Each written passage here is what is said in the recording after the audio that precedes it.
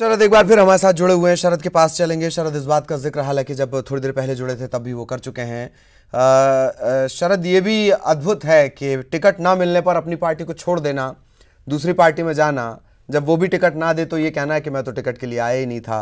इतने त्याग पे तो एक फिल्म बन जानी चाहिए, त्यागी जैसी। सवाल मेरा ये है कि तेवर देखकर क्या लगता है, वाकई वो प्रताप सिंह लोधी के साथ मिलकर मुकाबला करेंगे प्रहलाद पटेल का, या निष्क्रिय भाव से बैठे रहेंगे? क्या नजर आता है शरद?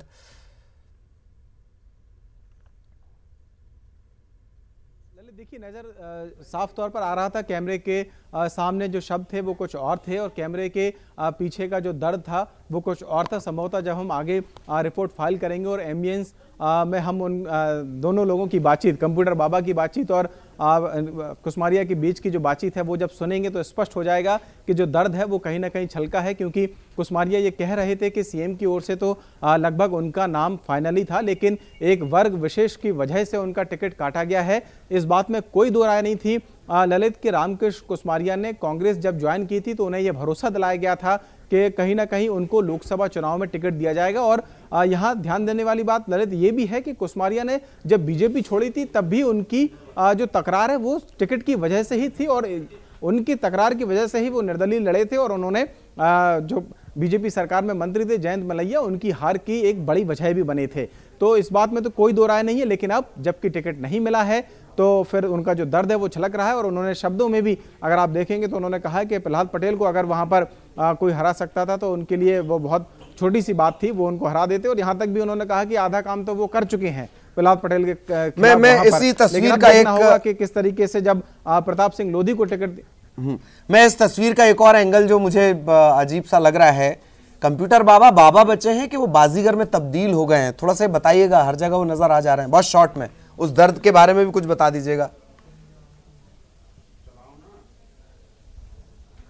कंप्यूटर बाबा पहली बार ललित राजनीतिक गलियारों में अपनी पैठ बनाते हुए नजर आए हों ऐसा नहीं है। शिवराज की जब सरकार थी तब भी वो मंत्री पद का दर्जा ले चुके हैं। अगर आपको याद हो, ये और बात है कि बाद में उन्होंने दर्जा छोड़ दिया, लेकिन पिछले कुछ दिनों से हम देखें तो लगातार उनके बयान सामने आ रहे हैं। और यहाँ तक भी उन्होंने कह दिया था कुसमारिया के बारे में कि वो तो बिल्कुल आश्वस्त थे कि रामकृष्ण कुसमारिया को ही टिकट मिल रहा है और वो इस बारे में सीएम से बात भी करेंगे।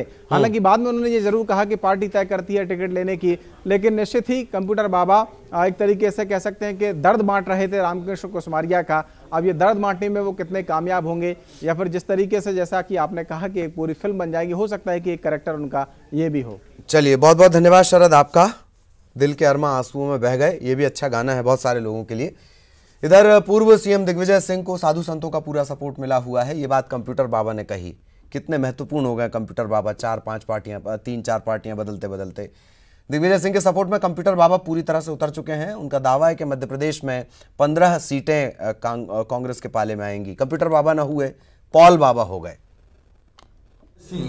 देखिएगा, दिग्विजय सिंह तो अपने आप जीत ही रहे हैं वो, क्योंकि सारी जनता का झुकाव जो है माननीय पूर्व मुख्यमंत्री दिग्विजय राजा के साथ हैं।